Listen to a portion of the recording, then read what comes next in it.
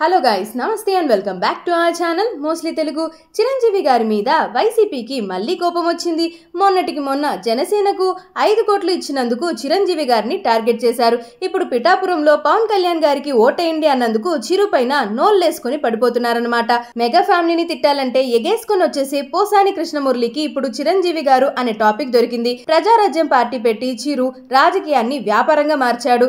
18 సీట్లతో ప్రతిపక్షంలో కూర్చోలేక పార్టీని విలీనం చేసేశాడు. డబ్బులకు ఎమ్మెల్యేలను అమ్ముకున్నాడు అంటూ ఇష్టానుసారంగా చిరంజీవి గారి పైన విరుచుకుపడిపోయాడనమాట. చిరంజీవి గారిని ఓ మాట అనేసి తన పనైపోయింది అనే సంబరపడుతున్నారే తప్ప ఈ చేష్టలు వైసీపీ పార్టీకి నష్టాన్ని కలగజేస్తాయన్న విషయం వాళ్ళు గమనించలేకపోతున్నారు. చిరంజీవి గారు పవన్ కళ్యాణ్ గారికి మద్దతిస్తే గెలిపించాలని కోరితే దాన్ని ప్రజారాజ్యానికి సంబంధం ఏంటి? అసలు చిరంజీవి గారి మద్దతును రాజకీయ కోణంలో ఎందుకని చూడాలి? ఓ అన్నగా తమ్ముడు గెలవాలనుకోవడం చిరంజీవి గారి తప్ప ఏ అన్నైనా అదే చేస్తాడు కదా. ఓహో, వైసీపీలో అన్నలు చెల్లెళ్ళు అమ్మలు అందరూ ఏ పుట్టగా కొడుకు కాబట్టి అన్ని కుటుంబాల్లోనూ ఇలాంటి విభజన రేఖలు ఉండాలని పోసాని గారి ఉద్దేశమా? మొన్నటి వరకు చిరంజీవి గారు తటస్థంగా ఉన్నారు. ఏ పార్టీకి మద్దతు అయితే ఇవ్వలేదు. నిజమే, వైసీపీకి సైతం ఆయన పల్లెత్తు మాట అనలేదు.